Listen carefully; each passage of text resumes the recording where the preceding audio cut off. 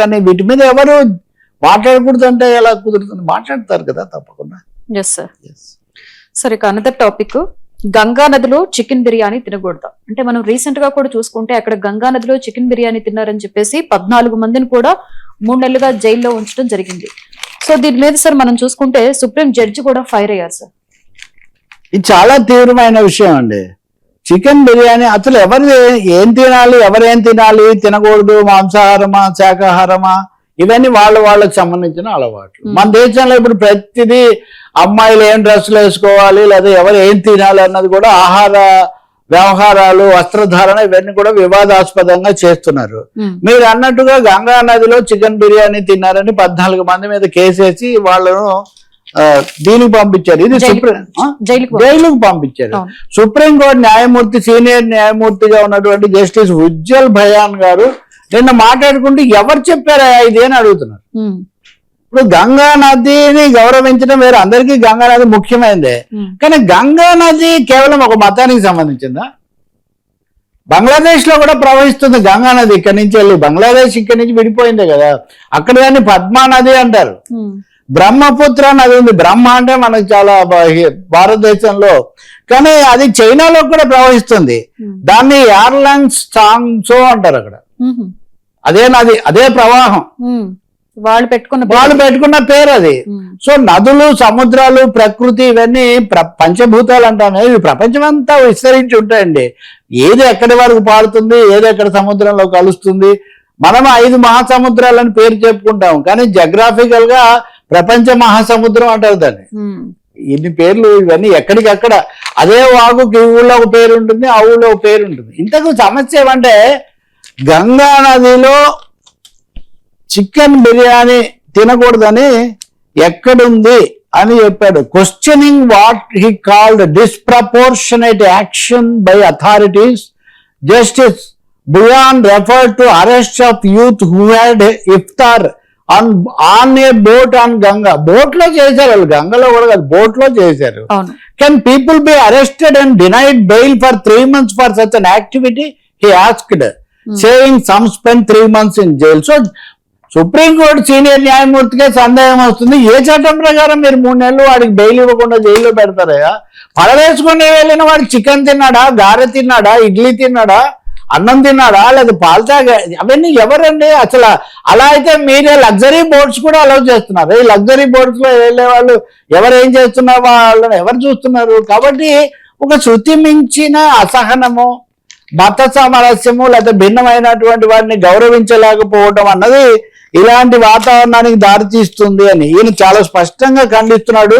No law bars eating chicken over Ganga. Ganga నది మీద chicken తినకూడదు అని చెప్పే చట్టం ఏదీ లేదు.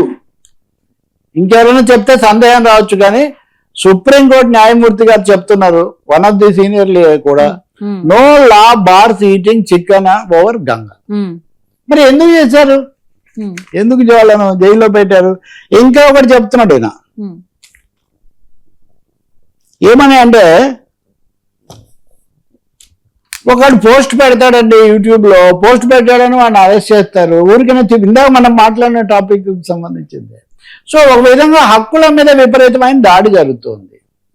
హక్కులు, విమర్శ అనే వాటిని ఏమాత్రం సహించలేని పరిస్థితి ఏర్పడింది. ఇది ఏమాత్రం కూడా వాంఛనీయం కాదు.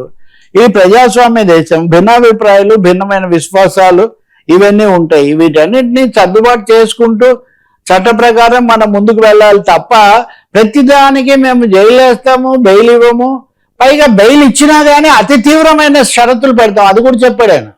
Even in cases where bail is granted, very stringent conditions.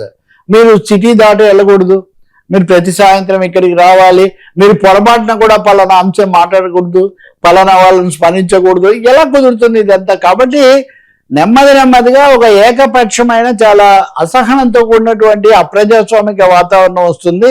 ఇది మంచిది కాదు అని చాలా కాలంగా మీడియా వాళ్ళు కానీ, మానవ హక్కుల కార్యకర్తలు లేదా రాజకీయ పక్షాలు చేస్తున్న విమర్శను ఇక్కడ సుప్రీంకోర్టు న్యాయమూర్తి చెప్పడం అన్నది ఇక్కడ చాలా ముఖ్యమైనది. Putting a post on Facebook commenting on the conduct of a minister, an FIR is lodged. Minister మీద మీరు మాట్లాడగానే ఎఫ్ఐఆర్ పెడుతున్నాడు. మళ్ళీ అతను యాంటిసిపేటరీ బెయిల్కి పోతే అతనికి ఇవ్వరు, ఉపా చట్టం పెడతారు. ఎలా అని నేను అడుగుతున్నాడు. కాబట్టి భవిష్యత్తులో అయినా కానీ ఇటువంటివి ఉండకూడదు.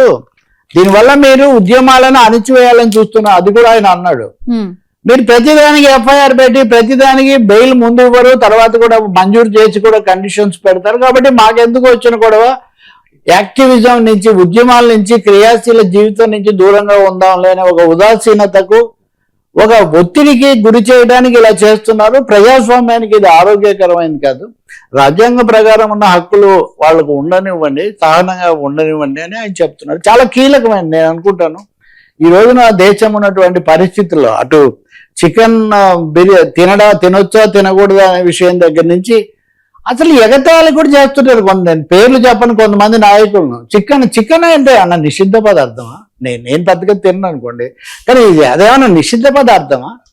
చికెన్ పుల్లయ్య, చికెన్ ఎల్లయ్య అని ఎందుకంటారండి? నాకు అర్థం కాదు. దేశంలో అసలు చాలా మంది అదే తింటారు. కాబట్టి గంగా నది, గంగామాత అన్ని కలుస్తాయండి. గంగా నదిలో ఎలాంటి కాలుష్యం పెరిగిపోయింది. మోడీ గారి నియోజకవర్గం, అక్కడ గంగను ప్రక్షాళన చేయడానికి మనం ఇప్పటికి 100 కోట్లు ఖర్చు పెట్టినా ఇంకా శుభ్రం కావట్లేదు. అక్కడ గంగా నదిలో ఆ కాలుష్యం ఎంత ఉంటుంది అనేది నాయకులకు, ప్రభుత్వాలకి అంతుపట్టడం లేదు. ఇప్పుడు కాదండి, భర్తృహరి కాలం నుంచి గంగా కూలంకష అంటే పవిత్రమైన గంగా నది ఇలా కిందకి వెళ్ళి ఇలా అయిపోయిందని అప్పుడే రాశాడు. పవనాంధోలోక ముందే గంగా కూలంకష పెక్కుభంగులు కదా వివేక భ్రష్ట సంపాతములు అని ఆయన అప్పట్లోనే రాశాడు. గంగా అనేది కిందకు వచ్చేసరికి మనుషులని తీసుకుంటుందని. కాబట్టి ఈ లేనిపోని అది సనాతనం అనే పేరుతోనో లేకపోతే ఏదో లేని నిబంధనలను ఊహించుకోనో ఇలాంటివి చేయకుండా ఉంటే చాలా మంచిది. కనీసం జస్టిస్ ఉజ్జల్ భయాన్ గారు చెప్పిన దీన్నైనా మనం తీసుకోవాల్సిన అవసరం మనకు కనిపిస్తుంది. మీడియా, సోషల్ మీడియా మీద రోజు హెచ్చరికలు, రోజు టాస్క్ ఫోర్స్లు పెడుతున్నాం. కాబట్టి న్యాయమూర్తి గారి మాటలు ఆలకించడం కూడా చాలా అవసరం. మీడియాకు న్యాయమూర్తి కాదు, మనం మొదట్లో చర్చించిన బొద్దింకల కూడా ఒకని చేసే వాస్తవాన్ని మీరు చూపించండి, దాన్ని మీరు ఏమాత్రం చూపించకపోవడం బాగాలేదని. దురదృష్టవశాత్తు తెలుగునాట స్పందన తక్కువగా ఉంది. మనకు చాలా పెద్ద పెద్ద పాన్ ఇండియన్ స్టార్స్ ఉన్నారు, కానీ ఒక అనసూయ భరద్వాజు, ఒక మంచు లక్ష్మి లేకపోతే ఇట్లాంటి వాళ్ళు తప్ప ఈ పాన్ ఇండియా స్టార్స్ ఎవ్వరు మౌన్ ఇండియా స్టార్స్ అయిపోయారు. బొద్దింకల యుద్ధానికి వచ్చేసరికి మటుకు ఒక్క చెప్పుకోదగిన టాప్ వాళ్ళు కూడా ఎవరు మాట్లాడలేదు. ప్రకాష్ రాజే విలన్. ఆయన అన్నాడు 20 మంది హీరోలకు నేను ఒక్కనే విలన్ అని ఆయన అన్నాడు. మామూలు సినిమాల్లో హీరో ఎవరైనా విలన్ ప్రకాష్ రాజే. ఇప్పుడు ఈ సన్నివేశంలో ఆయనే వీళ్ళకి మద్దతుగా నిలబడ్డాడు. తెలుగు కూడా ఉంది. హిందీలో చూస్తే ఎంతో మంది సల్మాన్ ఖాన్ లాంటి వాళ్ళు, షబానా ఆజ్మీ లాంటి వాళ్ళు, ఇంకా చాలా మంది హీరోయిన్స్ మద్దతుగా నిలబడ్డారు. అంతకుముందు జేఎన్యూ కూడా దీపికా పడుకునే వీళ్ళంతా వెళ్ళారు. మరి తెలుగు రాష్ట్రాల్లో తెలుగు సినిమాలో ఈ పరిస్థితి ఎందుకు వచ్చిందో కూడా తెలియదు. ఇప్పుడు న్యాయమూర్తి గారు చెప్తున్న ప్రకారం కూడా ఈ చైతన్యం ఇంకా పెరగాల్సిన అవసరం, సామరస్య భావన పెరగాల్సిన అవసరం కనిపిస్తుంది. రైట్. Thank you sir. ఇది రోజు ఫాంక్లు విత్ తెలకపల్లి.